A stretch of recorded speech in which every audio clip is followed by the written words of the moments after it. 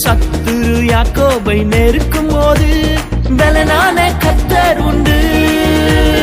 தேவன் இஸ்ரவேலில் இருப்பதினால் மந்திரங்கள் எதுவும் இல்லை. நதியோரத்து தோட்டம் போலும் கர்த்தர் நாட்டின சந்தன மரத்தை போலும். நதியோரத்து தோட்டம் போலும் கர்த்தர் நாட்டின சந்தன மரத்தை போலும். இஸ்ரவேலின் வாசஸ்தலம் அழகானது. இஸ்ரவேலின் வாசஸ்தலம் அழகானது. யாக்கோபே